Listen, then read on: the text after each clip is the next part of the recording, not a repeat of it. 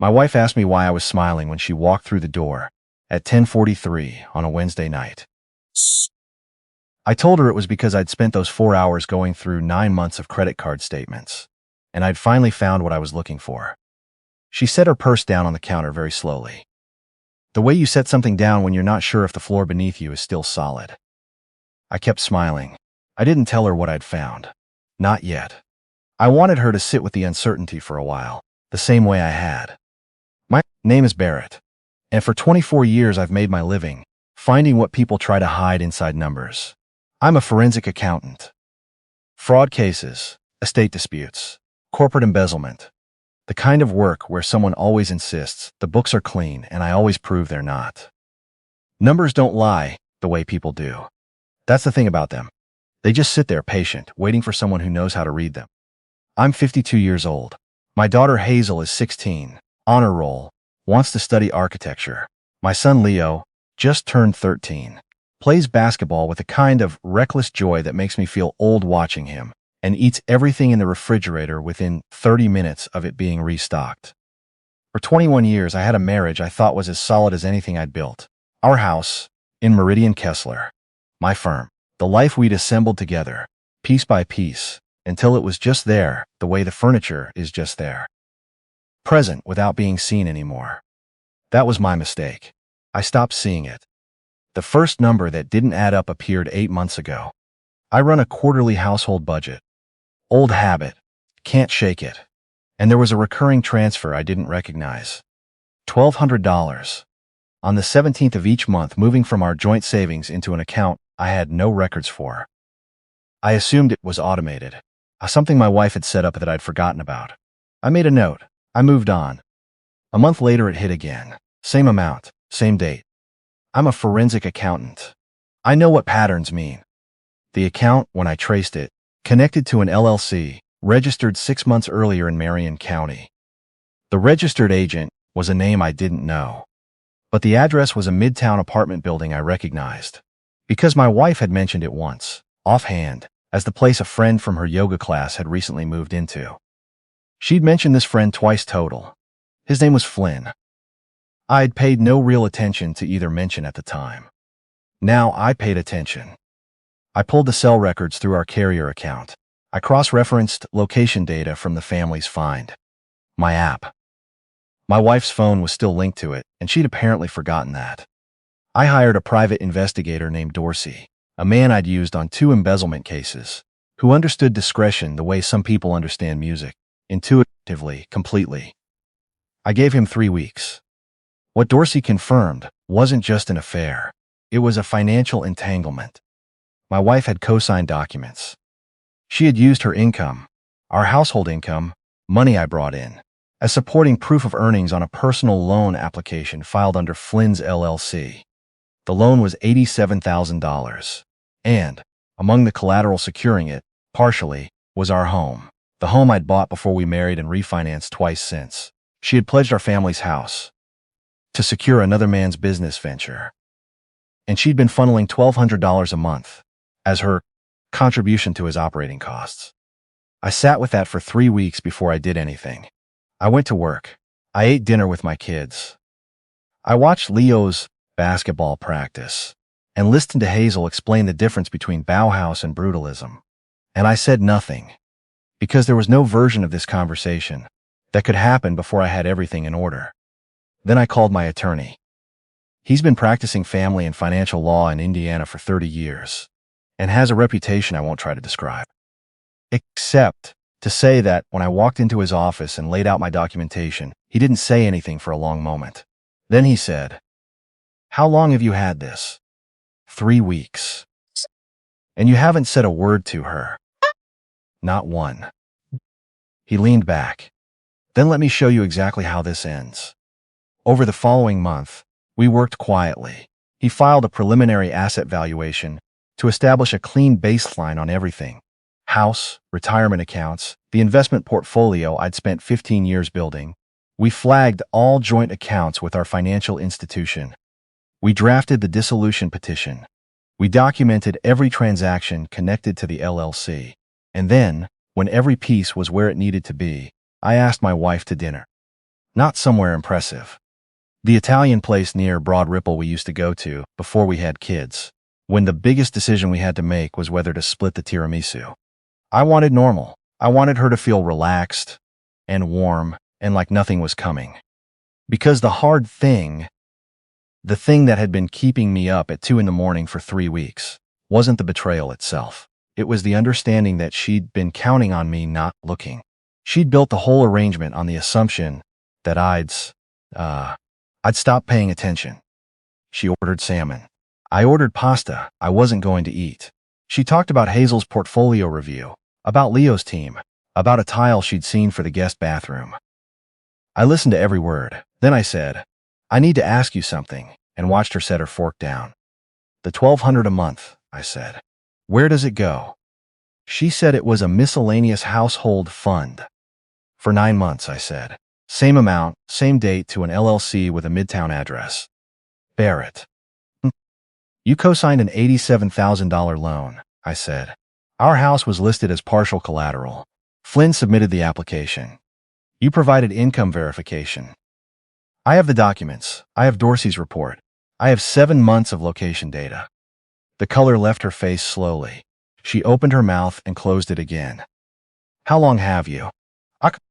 "Long enough to have filed this morning," I said. I left cash on the table. I told her I hoped dinner was good.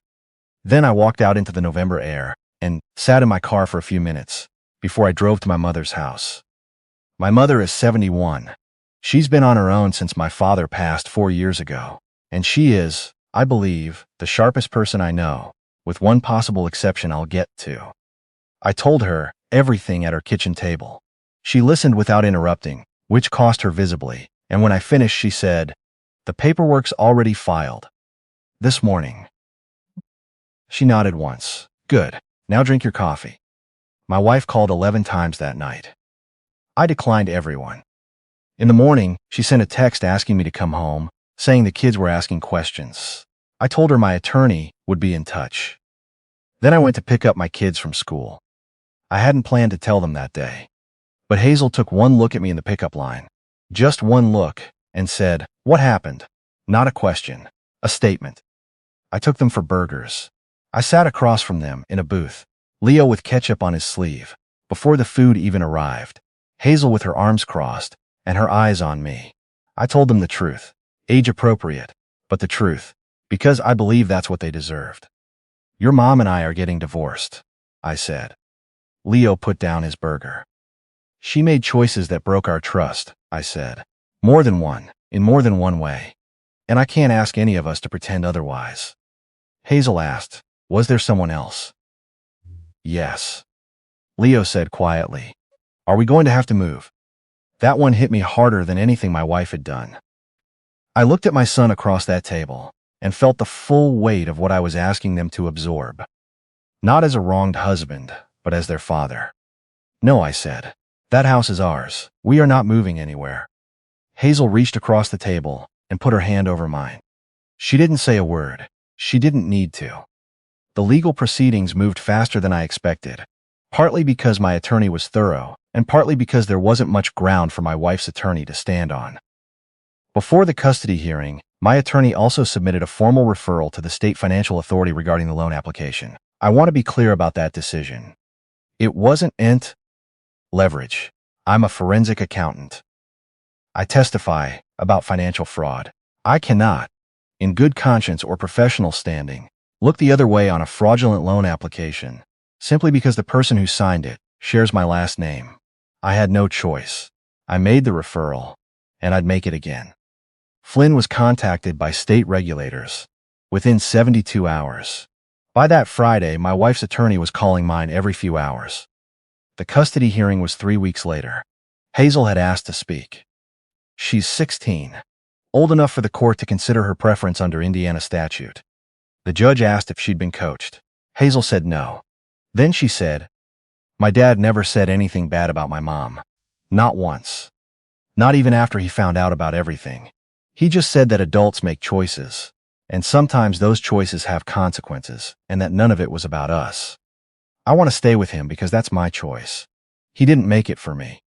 The judge looked at my wife's attorney for a long moment. Then she made a note, and we moved on. I received primary custody of both children. The house remained mine. Sole property. Purchased before the marriage. Never commingled. Documented cleanly. My retirement accounts and investment portfolio, same. My wife received her vehicle, her personal belongings, and spousal support for 18 months, a concession my attorney advised. My close and I accepted, because the cleaner path matters more than the satisfying one. The fraudulent encumbrance on our home was voided by the court as an unauthorized lien on marital assets. Flynn's LLC was held responsible for the loan balance. What happened to him after that was between him and the state financial authority. I handed it to the people whose job it is, and I let it go. 2 weeks before the divorce finalized, Leo came to my room at 10:30 at night.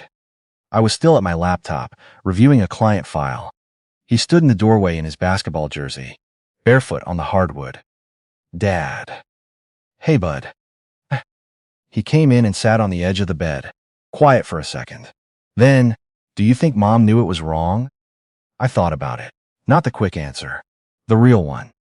"I think she made one choice," I said. And then the next choice was a little easier, because the first one was already made. And then the one after that was easier still. That's how most people end up somewhere they never planned to be.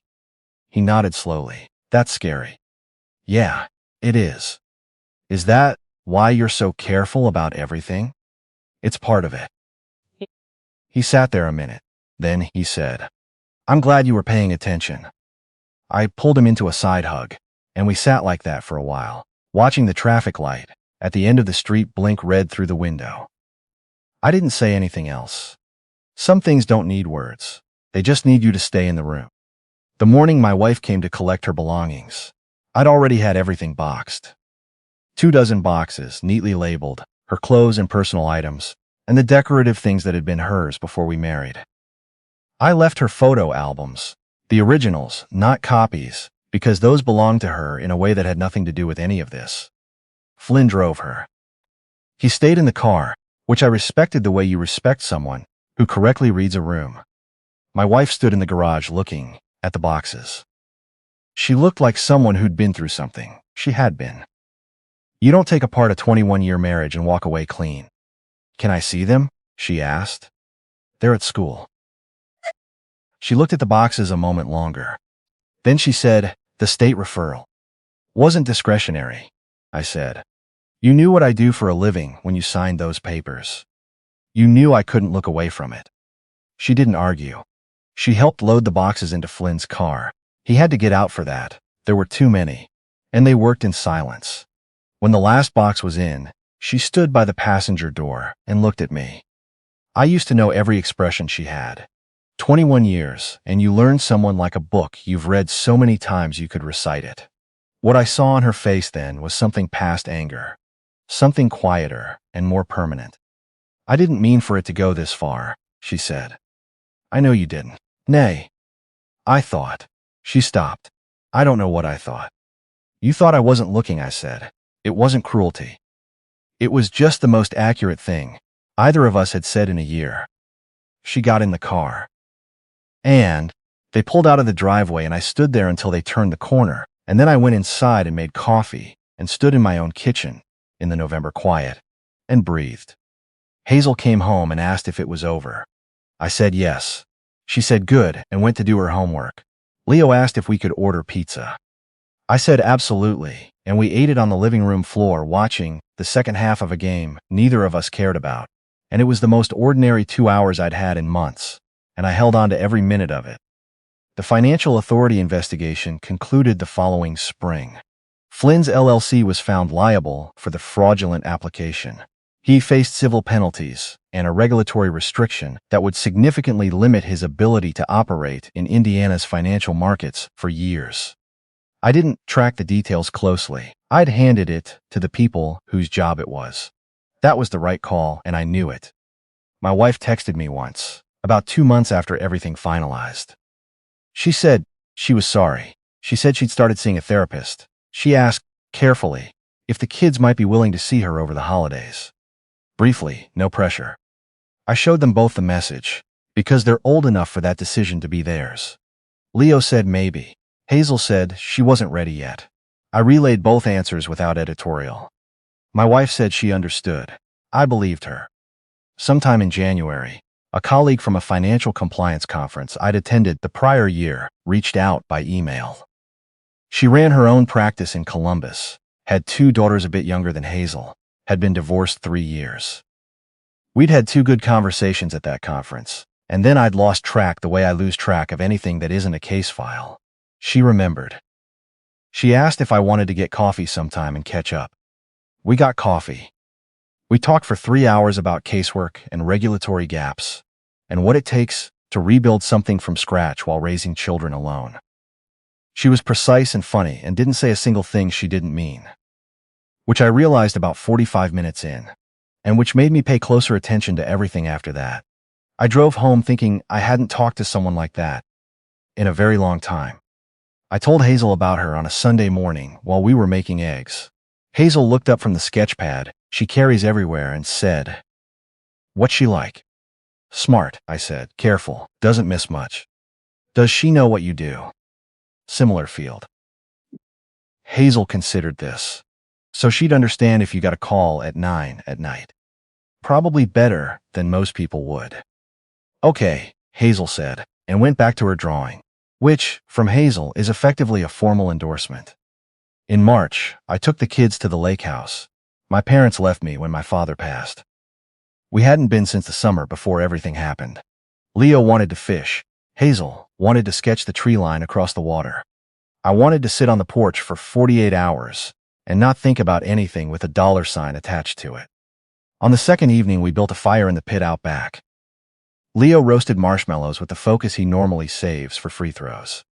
Hazel sat across from me in a lawn chair, knees pulled up, her notebook open in her lap. "Dad," she said, not looking up from whatever she was drawing. Are you okay? Like actually okay?"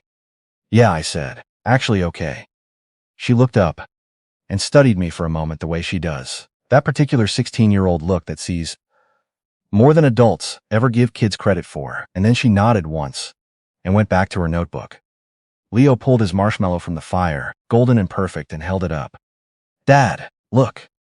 I told him that was the finest marshmallow I'd ever seen in my life. He grinned and ate it in one bite.